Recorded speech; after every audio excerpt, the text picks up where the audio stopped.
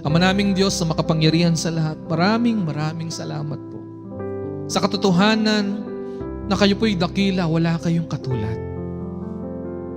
Nawa nga po, O Diyos, maranasan namin kung gaano po kayo kabuti. Maranasan nawa namin, O Panginoong Diyos, kung gaano kayo kadakila. Nawa nga po makita namin ang iyong kaluwalhatian. At kami po'y tumugon ng may pagpapakumbaba. At maamin namin sa aming mga sarili, kami po'y mga makasalanan. Hindi kami karapat-dapat. Pero salamat po sa inyong biyaya, kami inyong tinubos, kami inyong pinatawad sa lahat ng aming mga kasalanan. Kaya nga po ang buhay na ito, magagamit lamang para sa inyong karangalan. Tulungan niyo nga po kami, O Diyos, na mamuhay na karapat-dapat ayon sa iyong kabutihan at kabanalan. Hindi namin kaya, O Diyos, na totoo lang araw-araw nag-struggle kami. Sa totoo lang may mga sandali na aming mga puso ay punong-puno ng kalungkutan.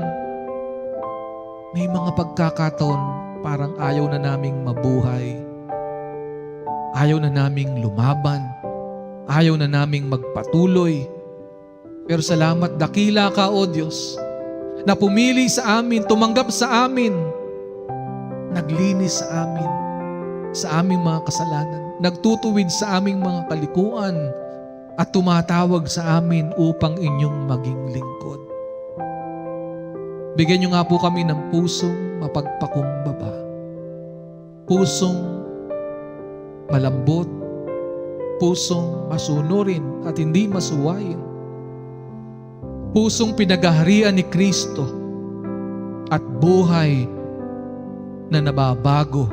Araw-araw, nagbibigay ng kaluwalhatian, nagbibigay ng karangalan sa iyo, O aming Panginoon. Nawa nga, Panginoon, ang mga imposibleng bagay para sa tao ay maganap sa aming mga buhay. Nawa nga po ang lahat ng iyong mga pangako ay aming maranasan.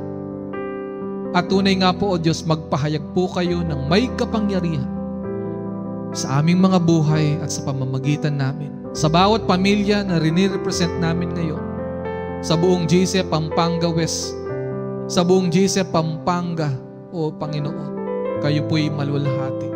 At sa buong eklesiya na tinubos ng iyong anak sa buong mundo, kayo nga po'y maluwalhati. Katulad ng sinabi ng iyong mga salita.